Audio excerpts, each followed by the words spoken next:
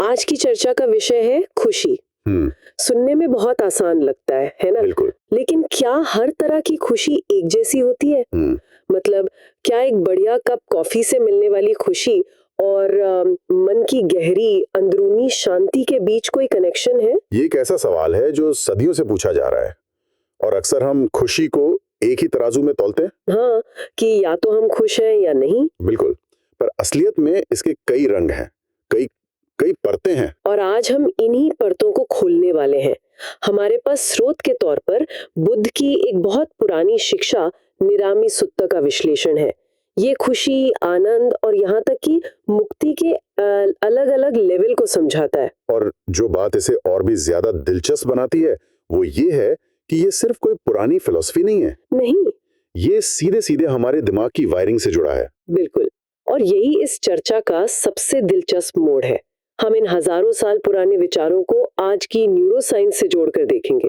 हम समझेंगे कि जब हम अलग अलग तरह की खुशी महसूस करते हैं तो हमारे दिमाग के अंदर असल में क्या चल रहा होता है। प्राचीन अनुभव और आधुनिक सबूत का एक संगम, है ना? तो इस सफर का मकसद साफ है, खुशी के इन स्तरों को समझना और ये जानना कि बाहरी दुनिया पर निर्भर रहने वाले आनंद से एक स्थिर अंदरूनी सुकून तक का रास्ता कैसा हो सकता है। चलिए इस गहरी पड़ताल में उतरते हैं। तो सबसे पहले इस मूल विचार को पकड़ते हैं कि बुद्ध की शिक्षाओं के हिसाब से सारे सुख एक जैसे नहीं होते।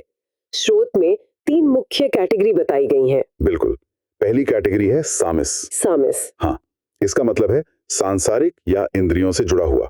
इसे आप मतलब इंस्टाग्राम वाली खुशी भी कह सकती हैं। अच्छा। एक शानदार सूर्यास्त की फोटो, एक लजीज खाने की प्लेट या कोई नया गाना जो बार बार सुनने का मन करे, ये सब हमारी 5 इंद्रियों से मिलता है। देखना, सुनना, सूंघना, चखना और छूना। लेकिन एक मिनट, क्या ये सामिस खुशी इतनी बुरी है? आखिर जिंदगी के ये छोटे छोटे सुख, जैसे दोस्तों के साथ अच्छा खाना या एक बढ़िया फिल्म देखना, यही तो जिंदगी को मजेदार बनाते हैं। नहीं, ये सवाल तो बहुत अच्छा है। तो क्या इन सबको छोड़ देना ही एकमात्र रास्ता है? नहीं, बिल्कुल नहीं। स्रोत ये नहीं कहता कि ये सुख बुरे हैं। समस्या इन सुखों में नहीं है, समस्या इन पर हमारी निर्भरता में है। अच्छा। सामिस सुख की खासियत यह है कि ये पूरी तरह से बाहरी चीजों पर टिका है। गाना खत्म, खुशी खत्म, खाना हजम, वो मजा भी गया। ये अस्थाई है, भरोसे लायक नहीं है और अक्सर ये हमें और ज्यादा की चाहत, तृष्णा में फंसा देता है। ये चॉकलेट अच्छी थी, अब मुझे और चाहिए। ये एक अंतहीन दौड़ बन जाती है। ये बात समझ में आती है। तो अगर पहली खुशी बाहरी चीजों पे टिकी है, तो ये तो एक अंतहीन दौड़ हुई। आज एक अच्छा गाना है, कल वो पुराना हो जाएगा। तो इससे बाहर निकलने का कोई रास्ता है? क्या कोई ऐसी खुशी है जो इन चीजों पर निर्भर न हो? हाँ, और यहीं से हम दूसरे स्तर पर पहुंचते हैं, निरामिस। निरामिस। इसका मतलब है गैर सांसारिक या इंद्रियों से परे। ये वो आनंद है जो बाहरी चीजों से नहीं बल्कि हमारे अंदर की अवस्था से पैदा होता है, खास तौर पर गहरे ध्यान से, जिसे पाली में ध्यान कहते हैं। तो ये कुछ ऐसा हुआ जैसे किसी बहुत शोर शराबे वाली पार्टी में एक शांत कमरा ढूंढ लेना। बहुत बढ़िया सादृश्य है। बिल्कुल यही। ये एकांत और मन की गहरी एकाग्रता से पैदा हुई खुशी है। जब मन का भटकाव, उसकी लगातार बकबक बंद हो जाती है और वो एक जगह टिक जाता है, तो एक बहुत गहरी शांति और आनंद का अनुभव होता है। और ये बाहरी दुनिया से आजाद है। बिल्कुल। इसलिए ये सामिस सुख से कहीं ज्यादा स्थिर और टिकाऊ है। इसके लिए आपको किसी चीज की जरूरत नहीं है, ये आपका अपना अंदरूनी खजाना है। तो ये बाहरी दुनिया से हटकर अपने अंदरूनी पावर सोर्स को खोजने जैसा है, एक निर्भरता से स्वतंत्रता की ओर का सफर। लेकिन स्रोत में एक तीसरे और भी ऊंचे स्तर का जिक्र है, वो क्या है? वो है निरामिस स्तर। निरामिस स्तर। जिसका मतलब है सबसे परिष्कृत गैर सांसारिक आनंद। ये सर्वोच्च अवस्था है। ये किसी ध्यान की अवस्था पर भी निर्भर नहीं है। सबसे परिष्कृत, इसका क्या मतलब हुआ? ये ध्यान से मिलने वाले आनंद से भी अलग कैसे है?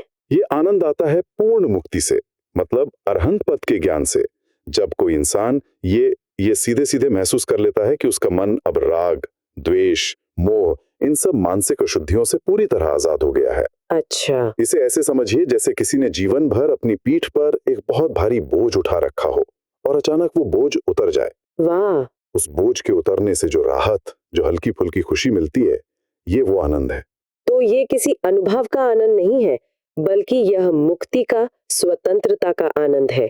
ये कुछ पाने की खुशी नहीं है, बल्कि कुछ छूट जाने का सुकून है। बिल्कुल सही पकड़ा आपने। ये परम, अटूट और स्थायी आनंद है। और स्रोत बताता है कि ये 3 लेवल का स्ट्रक्चर सिर्फ खुशी या आनंद पर ही नहीं, बल्कि समता यानी मन की स्थिरता और मुक्ति पर भी लागू होता है। हर चीज के सांसारिक, गैर सांसारिक और परम गैर सांसारिक स्तर होते हैं। ठीक है, ये फ्रेमवर्क तो बहुत साफ है, पर अब आते हैं उस सवाल पर जो मुझे सबसे ज्यादा उत्साहित कर रहा है। हमारे दिमाग के हिसाब से इसका क्या मतलब है? ये प्राचीन ज्ञान आज की न्यूरोसाइंस से कैसे जुड़ता है? यहाँ पर कनेक्शन बहुत ही आकर्षक है। इसकी शुरुआत होती है न्यूरोकेमिकल्स से, यानी हमारे दिमाग के केमिकल्स से। ओके। जब हम सांसारिक खुशी महसूस करते हैं तो हमारा दिमाग मुख्य रूप से डोपामीन छोड़ता है। डोपामीन इनाम और चाहत का केमिकल है। मुझे ये पसंद आया, मुझे ये और चाहिए। इसके साथ ऑक्सीटोसिन भी हो सकता है, जो सामाजिक जुड़ाव से संबंधित है। ये हमारे दिमाग में आदत और इनाम मांगने वाले सर्किट को और मजबूत करता है। यही वजह है कि हमें सोशल मीडिया की लाइक्स, मीठा खाना या शॉपिंग की लत लग सकती है। ये डोपामिन का ही खेल है। बिल्कुल। अब देखिए, जब हम निरामिस खुशी की ओर बढ़ते हैं तो दिमाग की केमिस्ट्री बदल जाती है। कैसे? यहाँ सेरोटोनिन का दबदबा होता है, जो हमें संतोष और स्थिरता की भावना देता है। साथ में एंडोर्फिन्स भी होते हैं, जो हमारे शरीर के प्राकृतिक दर्द निवारक हैं और शांति की गहरी भावना पैदा करते हैं। तो यह बाहरी इनामों पर हमारी निर्भरता को केमिकल लेवल पर ही कम कर देता है। सही बात है। और सबसे ऊंचे स्तर पर क्या होता है? निरामिस स्तर खुशी में दिमाग में क्या चल रहा होता है? स्रोत के अनुसार निरामिष स्तर, पारलौकिक खुशी, एक पूरी तरह से संतुलित अवस्था है। इसमें डोपामीन नियंत्रित होता है, यानी आप बिना लत के आनंद का अनुभव कर सकते हैं। और सेरोटोनिन एक स्थायी कल्याण की भावना देता है। मतलब दिमाग अपनी ही शांति में स्थिर रहता है। बिल्कुल, वो बाहरी इनामों के उतार चढ़ाव से परेशान नहीं होता। ये तो दिमाग के केमिकल्स की बात हुई, लेकिन दिमाग की वायरिंग के बारे में क्या? क्या ध्यान सच में हमारे दिमाग की बनावट को बदल सकता है? हाँ, और यहीं पर डिफॉल्ट मोड नेटवर्क यानी डीएमएन की भूमिका आती है। डीएमएन? यह हमारे दिमाग के कुछ हिस्सों का एक नेटवर्क है, जो तब सबसे ज्यादा एक्टिव होता है जब हम कुछ खास नहीं कर रहे होते। मतलब जब हमारा दिमाग डिफॉल्ट मोड में होता है। अच्छा। यह नेटवर्क लगातार हमारे बारे में कहानियां बुनता रहता है।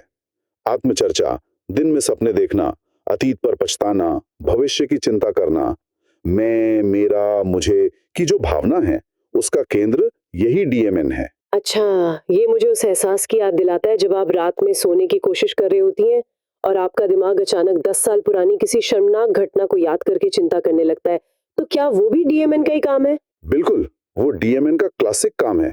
स्रोत के अनुसार एक अति सक्रिय डीएमएन ही हमें दुख के चक्कर में फंसाए रखता है। यह हमारे अहंकार को, हमारी चाहतों को और हमारे दोहराव वाले विचार पैटर्न्स को बार बार मजबूत करता है। उसने मेरे बारे में ऐसा क्यों कहा?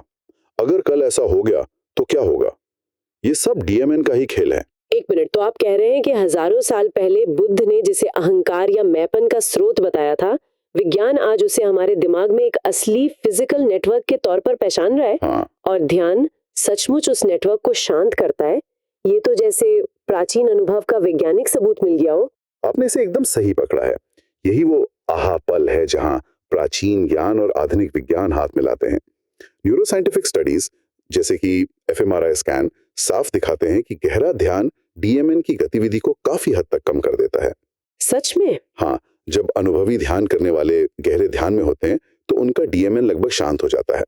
ये अहंकार मन को शांत करने का एक ठोस वैज्ञानिक प्रमाण है, जो बुद्ध की शिक्षाओं के बिल्कुल समानांतर है। ये कमाल है। तो बुद्ध हजारों साल पहले जिस मन की शांति की बात कर रहे थे, उसे अब हम मस्तिष्क स्कैन में घटते हुए देख सकते हैं। बिल्कुल, और ये हमें एक और दिलचस्प तुलना की ओर ले जाता है, जो आज के समय में बहुत प्रासंगिक है। मैं समझ गई आप कहाँ जा रहे हैं। ये जो डीएमएन को शांत करने वाली बात है, मैंने सुना है कि साइकेडेलिक्स भी कुछ ऐसा ही करते हैं। तो ध्यान और साइकेडेलिक्स के अनुभव में क्या फर्क है? हाँ, ये एक बहुत ही आकर्षक और जरूरी सवाल है।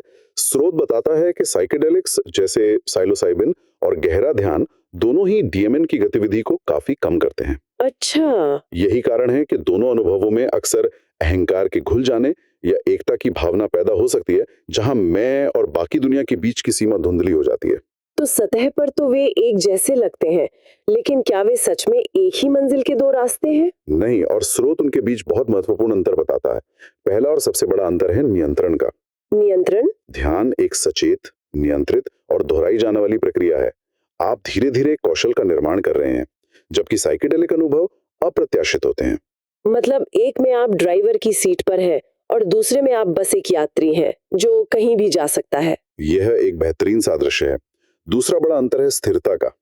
ध्यान के जरिए जो समझ और शांति मिलती है, वो समय के साथ स्थायी स्थिर बदलाव और ज्ञान यानी प्रज्ञा का निर्माण करती है। अक्सर अपनी पुरानी आदतों में लौट आता है। मतलब वो एक झलक दिखा सकता है पर रास्ता नहीं बनाता। सही कहा। और आखिरी बात है परिणाम। ध्यान का नतीजा है लगातार बढ़ती हुई आंतरिक शांति, जबकि साइकेडेलिक्स में जोखिम हो सकते हैं, जैसे बुरा दौरा पड़ना या पहले से मौजूद मनोवैज्ञानिक समस्याओं का बढ़ जाना। ठीक है, ये अंतर बहुत साफ है। स्रोत में क्रियायोग से भी एक तुलना की गई है, वो क्या है? हाँ, ये एक बहुत ही सूक्ष्म लेकिन गहरा अंतर है। स्रोत तर्क देता है कि ध्यान और बौद्ध ध्यान का अंतिम लक्ष्य स्व या अनात्म की अवधारणा का पूरी तरह से विघटन है, दुख का स्थायी अंत यानी निर्वाण। इसके विपरीत क्रियायोग की कुछ व्याख्याएं स्वर को एक ब्रह्मांडीय पहचान में विस्तारित करने पर केंद्रित हैं, यानी मैं ब्रह्मा हूं या अहम ब्रह्मास्मि का भाव। ये तो बहुत बड़ा फर्क है। मतलब एक रास्ता कह रहा है मैं छोटी लहर नहीं पूरा समंदर हूँ, जबकि दूसरा रास्ता कह रहा है तुम लहर हो ही नहीं, तुम बस पानी हो जिसमें लहरें उठती और गिरती हैं। क्या बात है! एक में पहचान बड़ी हो रही है, दूसरे में पहचान ही मिट रही है। आपने इसे पूरी तरह से पकड़ लिया। बौद्ध दृष्टिकोण से मैं ब्रह्मांड हूं की भावना को अभी भी एक वातानुकूलित और सूक्ष्म अहंकार की अवस्था माना जाएगा, पूर्ण मुक्ति नहीं। आज की चर्चा में हमने इंद्रियों की क्षणिक खुशी से लेकर ध्यान की गहरी शांति और मुक्ति के परम आनंद तक का सफर तय किया। हमने प्राचीन पाली ग्रंथों की गलियों से गुजरकर आधुनिक एमआरआई स्कैन की दुनिया को भी छुआ। ये वाकई मन की प्रकृति की एक बहुत व्यापक खोज रही है। और जो मुख्य बात निकल कर आ रही है वो ये है कि स्थायी शांति का रास्ता एक अंदरूनी रास्ता है। इसमें बाहरी चीजों पर अपनी खुशी की निर्भरता को कम करना और हमारे दिमाग की लगातार चलने वाली स्वचर्चा, उस डिफॉल्ट मोड नेटवर्क को शांत करना शामिल है। और ये सिर्फ कोई फिलोसॉफिकल बात नहीं है। स्रोत हमें दिखाता है कि ये दिमाग के लेवल पर एक असली मापने लायक प्रक्रिया है। हम सचमुच अपने दिमाग को दुख से स्थायी सुख की ओर प्रशिक्षित कर सकते हैं। ये अपने आप में एक बहुत शक्तिशाली विचार है। और अंत में श्रोताओं के सोचने के लिए एक विचार। स्रोत एक बहुत ही उत्तेजक संभावना पेश करता है कि हमारा डिफॉल्ट मोड नेटवर्क यानी हमारी डिफॉल्ट मानसिक स्थिति शायद पिछले जन्मों की कर्म प्रवृत्तियों से आकार लेती है। क्या? हाँ, जो बचपन से ही हमारे व्यक्तित्व को प्रभावित करती हैं। ये तो बहुत गहरा है। मतलब हमारी बेसिक नेचर पहले से तय हो सकती है। हाँ, ये एक गहरा सवाल खड़ा करता है। क्या हमारे मन की आधारभूत स्थिति वो है जिसके साथ हम पैदा हुए हैं, या ये कुछ ऐसा है जिसे हम मौलिक रूप से बदल सकते हैं? किसी के अपने मन में कौन से पैटर्न, जैसे बेवजह का गुस्सा या स्वाभाविक करुणा, गहरी कंडीशनिंग की गूंज हो सकते हैं? और सबसे महत्वपूर्ण सवाल, उन्हें फिर से बदलने की, अपने मन की वायरिंग को फिर से ठीक करने की शक्ति किसी के पास कितनी है?